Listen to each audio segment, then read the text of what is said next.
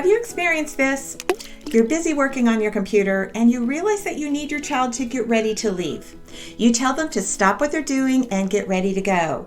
Maybe get their shoes on or pick up their toys or whatever the case may be. You continue to work and in a few minutes you realize your child hasn't made one move to do what you said.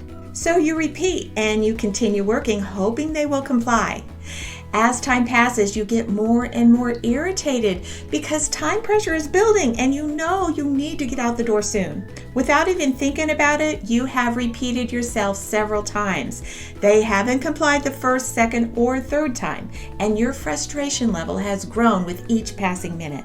If this scenario has played out numerous times in your home, you are in good company. Most loving parents make this mistake over and over and over again. I have made it too. By the way, if you can relate to this, please hit that like button. It's so easy to get into this habit with your children. I talk a lot about this in my book, How to Train Your Child to Behave, the ultimate guide to transforming your child's behavior. Here's something that will help you overcome this problem.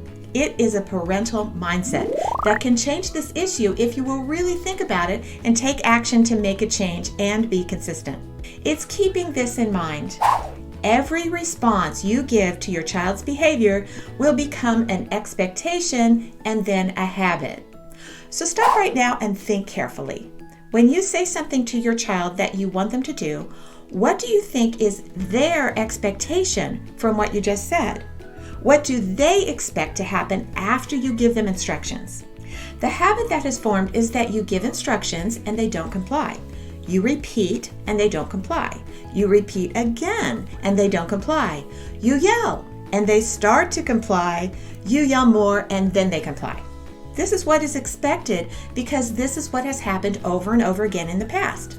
Because this has happened several times, a habit has formed. The habit means that they have an expectation that when you give instructions, compliance is not required the first time. This is why when you speak, they don't necessarily listen. You have unwittingly trained them not to comply the first time. But this can change. You can break this habit by changing their expectations. Many parenting experts have suggested that you create another inconvenient habit for yourself by walking over to your child every time you want to tell them something, looking them in the eye and making sure they comply. This may work, but is it really practical to expect that every time you want your child to listen to you, you have to stop everything you're doing and walk over to them rather than just get their attention and expect them to comply? Instead, there is a way to get your children to comply with an easy consequence that they can come to expect. By just taking the time to train them to change this habit with some consistency at first, you will be able to get your children to listen and comply when you speak the first time. Click on the screen now to see a step-by-step instructional video that will tell you more about this mindset and will give you exactly what you need to do to get your children to change this habit and listen to you when you speak the first time. Parents, you can do this. I hope to see you here next time.